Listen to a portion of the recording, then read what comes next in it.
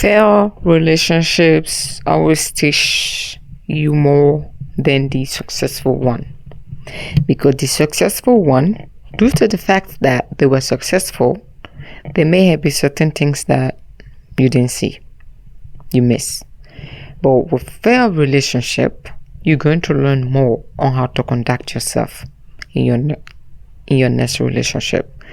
What not to do and what to do. How to convey yourself in your next relationship. It's going to teach you a lot how to navigate the dating scene. But if the relationship was successful, you wouldn't have learned all that, because you may have been basic in terms of your approach to dating, because the person you were with did not challenge you enough, because maybe the person you were with loved you or liked you more than you liked them. So therefore the result was successful. But when you fail in a relationship, with a relationship that you wanted so bad, but it went south, you're going to learn. Learning curve and the biggest. And it's going to shape your life from now on. Because you will make sure you don't fail again.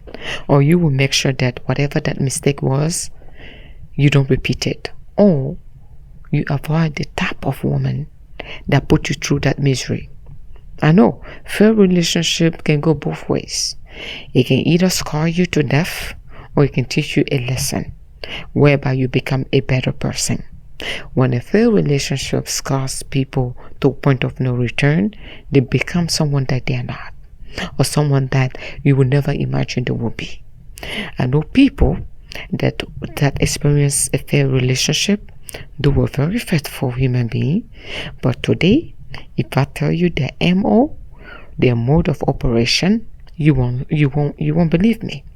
They have turned into the biggest player of the century, that no one that knew them in their previous relationship could have imagined. Like, you would think this holy like person turning into the biggest player in town because he got heartbroken by a woman that he wanted really bad, but the relationship didn't work out. So now, what fair relationship is going to teach you is how to love yourself more. That's it.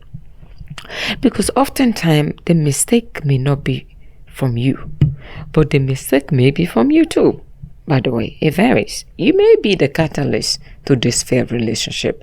It could be due to your cheating. It could be due to your disrespectfulness towards your partner. It could be due to the fact that you didn't get married. You didn't want to get married while she wanted to. It could be due to miscommunications that happen on your side. Maybe you are the type of man that do not communicate well, or the type of woman that doesn't express herself well, her thoughts well to women. It could be anything. But what is going to happen when this relationship doesn't work out? You're going to learn a lot. Now, I did this and it resulted in this. Now, next time I will do that so I can have this result. You're going to be cautious of people, especially if the breakup was very traumatic. You might need some time. I would say, not might. I am going to advise you to take some time off the dating scene. If your relationship doesn't work out, just trying to get into a relationship, okay? Trying to get into a relationship after a fair relationship immediately. That is not what I'm talking about. I'm talking about, if you have to go through counseling based on how traumatic the breakup was, you should, don't be on the dating scene. Don't be on dating app. Don't be looking for your next heartbreak. Because there's something called the law of attraction. If you leave your relationship with an energy of defeat and you go and jump into another relationship, guess what is going to happen? That energy of defeat is going to transfer to the next person. You're going to meet a woman or a man that is exactly same replica of the person you run away from, but in a different body.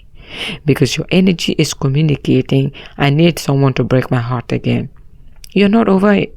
If you're not over a breakup, the best thing to do is to lay low. Because certain people, they will say, Rose, well, I cannot be alone.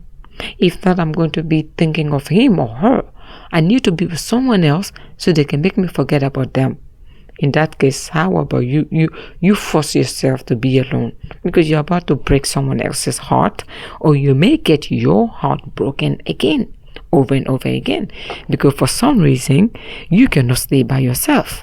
If you're afraid of your own self, then why would you be wanting to get into a relationship? You're not qualified to be in any relationship because you don't even tolerate yourself. You don't even want to be with yourself.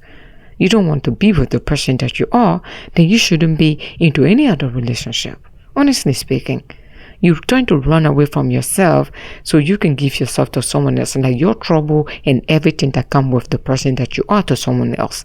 And you know you're not in the right mind to be pursuing a relationship with a man or a woman at this point. At this point, you are not in the right place or sense of mind.